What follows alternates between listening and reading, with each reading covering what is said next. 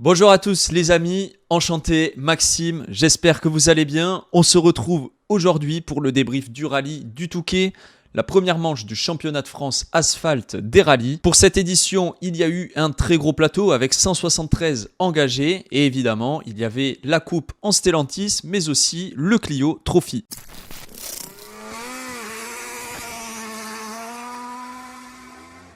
Avant que la vidéo commence, n'oubliez pas de vous abonner et de liker la vidéo pour soutenir mon travail si le contenu vous plaît bien évidemment. Et on est parti pour débriefer ce rallye, il y a pas mal de choses à dire, donc comme je l'ai dit avec les deux coupes, beaucoup d'engagés mais aussi des conditions vraiment compliquées avec un temps très sec les premiers jours et la dernière boucle avec beaucoup de plis, beaucoup de boue qui a fait beaucoup de tri parmi les participants et c'est ce qu'on va voir de suite.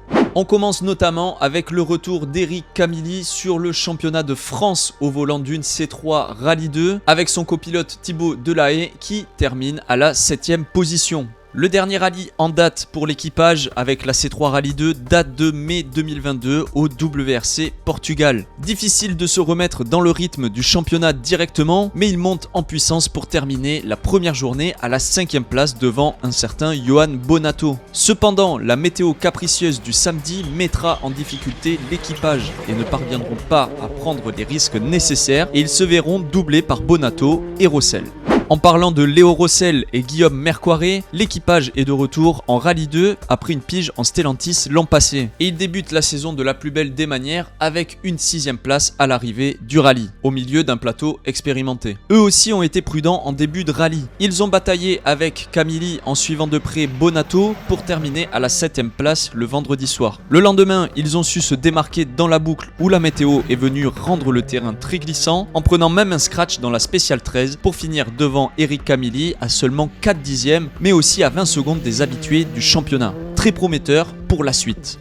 Grosse bataille entre Wagner, Bonato et Margueillan durant ce rallye du Touquet. Les trois pilotes terminent le rallye avec 6 secondes d'écart au bout de 193 km chronométrés. Hugo Margueillan et Laetitia Marceau démontrent une nouvelle fois leur capacité à jouer aux avant-postes avec une 5ème place finale. Ils étaient d'ailleurs très bien partis en étant seconds les 5 premières spéciales. Cependant, ils n'ont pas su résister à Wagner en forme et leur équipier Bonato, mais assureront leur top 5.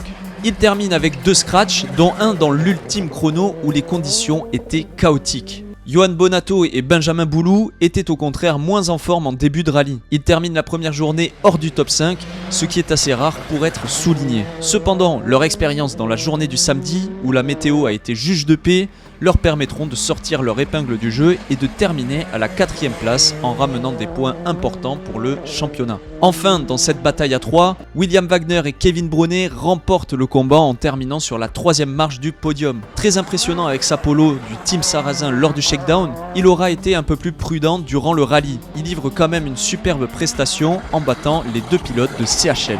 Prestation XXL pour Thomas Chauffret, vainqueur du Clio Trophy 2022, avec sa copilote Pauline Chauffret au volant d'une Skoda Fabia Rallye 2 Evo.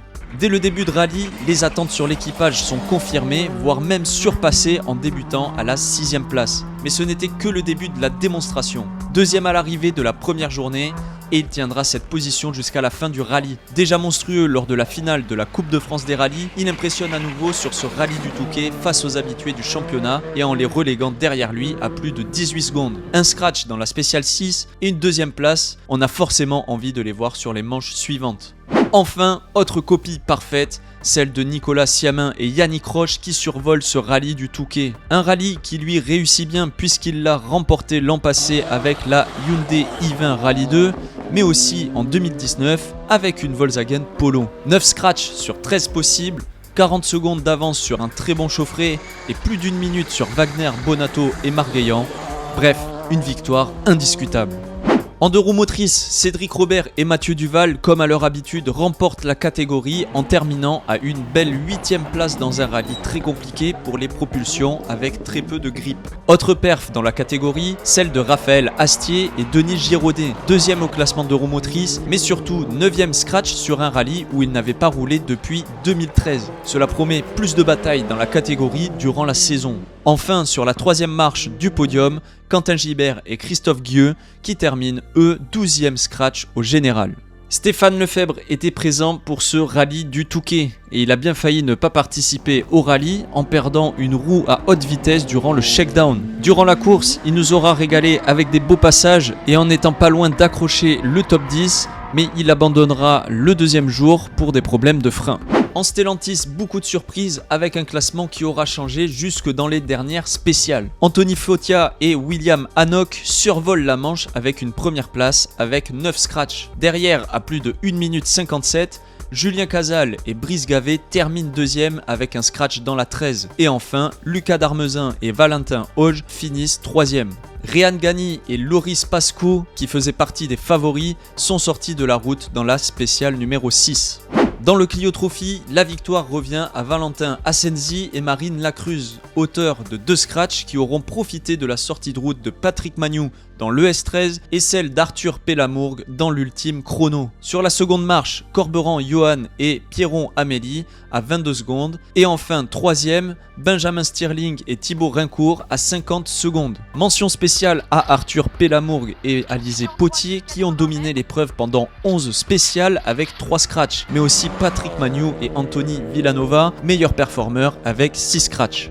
Pour terminer, on évoque les belles performances du côté des amateurs. Steve Juif et Maxime Biegalk remportent le trophée Michelin amateur avec leur Clio Rallye 4 en terminant à la 15e place scratch. Autre performance, Ludovic Jeudi et Gabriel Genet terminent à la 16e place scratch au volant de sa mythique 205 GTI F214. Et enfin, Thomas Capelli et Juliette Hamel au volant d'une Peugeot 208 R2 terminent eux à la 23e place scratch du rallye.